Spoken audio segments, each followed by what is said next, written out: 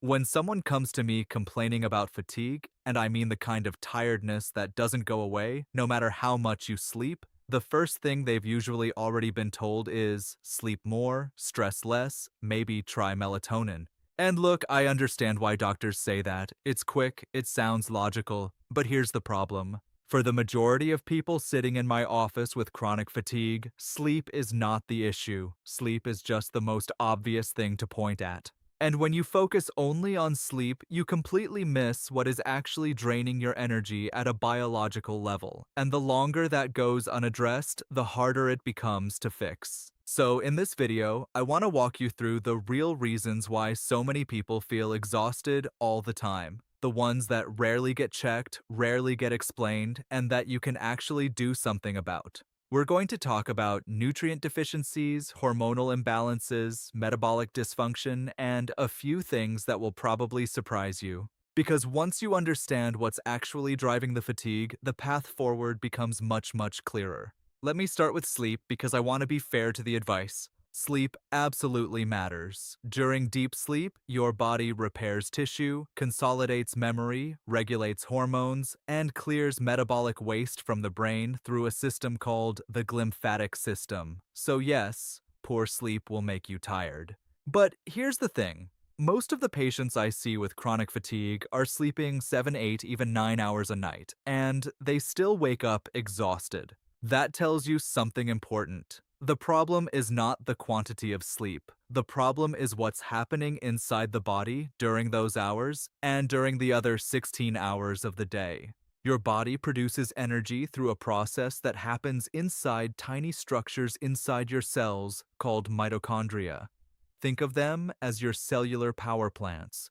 They take the food you eat and the oxygen you breathe and convert them into a molecule called ATP, adenosine triphosphate, which is the actual fuel your body runs on. And when that process breaks down, when the mitochondria are undernourished, inflamed, or overwhelmed, you produce less ATP, and that means less energy. Full stop. Sleep can't fix that. No amount of rest will fix a broken fuel system. So let's talk about what actually breaks it. The first thing I always check, and I mean always, is iron. Specifically, a marker called ferritin, which is your stored iron. Most doctors check hemoglobin to rule out anemia. And if your hemoglobin looks fine, they say, you're not anemic, iron is not the problem. But that's only part of the story. You can have completely normal hemoglobin and still have critically low ferritin. And low ferritin, even without full anemia, causes profound fatigue. Because ferritin isn't just a storage marker. Iron is essential for the enzymes inside your mitochondria that produce ATP. Without enough iron, your cells literally cannot make energy efficiently. There's a well-known study published in the British Medical Journal that looked at women with fatigue and low ferritin but normal hemoglobin. Half received iron supplementation, half received a placebo. The group that got iron reported significantly less fatigue after 12 weeks without any change in their hemoglobin levels. This is why the test matters. No anemia does not mean iron is fine. So what causes low ferritin? It can be low dietary intake, especially in people who eat little or no red meat. It can be poor absorption, which I'll come back to. It can be chronic low-grade blood loss. And it can be chronic inflammation, which sequesters iron even when intake is adequate. If you have unexplained fatigue, ask your doctor specifically for a ferritin level, not just a CBC. And if your ferritin is under 30 or even under 50, that may be part of your answer.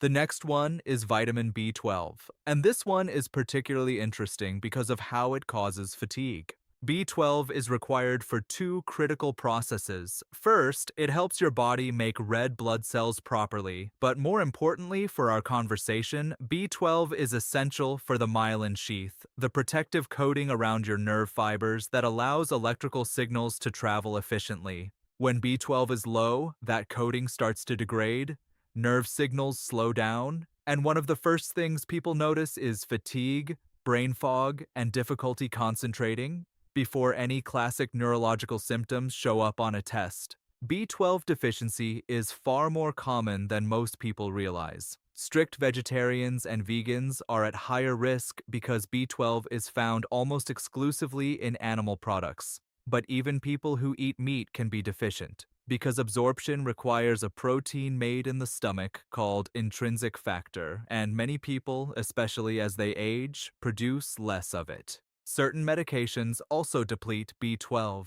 Metformin, one of the most commonly prescribed drugs in the world for type 2 diabetes, significantly reduces B12 absorption over time. Proton pump inhibitors, commonly used for acid reflux, do the same. Here's the important clinical point. Standard blood tests measure total B12, but that includes forms of B12 that aren't biologically active. A more sensitive marker is called methylmalonic acid.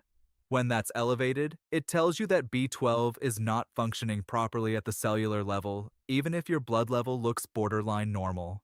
If you're tired, foggy, and haven't had your B12 checked recently, or if you're on metformin or a PPI, this should be on your list. Let's talk about vitamin D, because I think most people know it's important, but most people don't know why it matters for energy specifically. Vitamin D receptors are found in virtually every tissue in the body, including inside mitochondria, and research over the last decade has shown that vitamin D plays a direct role in how efficiently mitochondria produce energy. When vitamin D is low, mitochondrial function declines.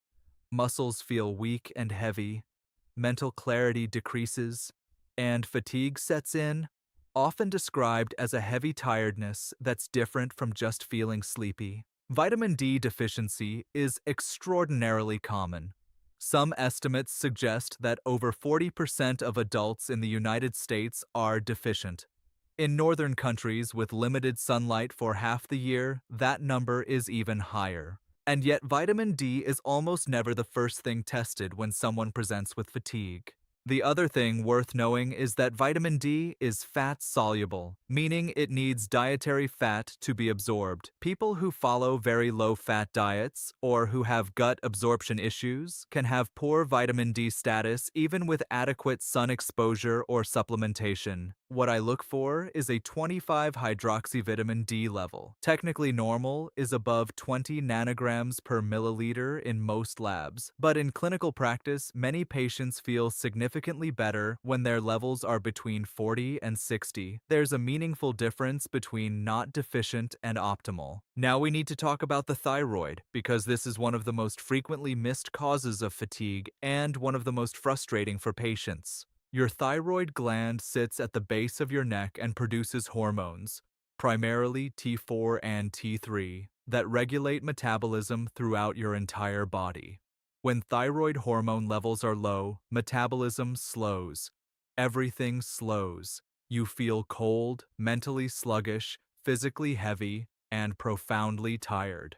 The standard test for thyroid function is TSH, thyroid stimulating hormone. And if TSH is within the normal range, most doctors will say your thyroid is fine.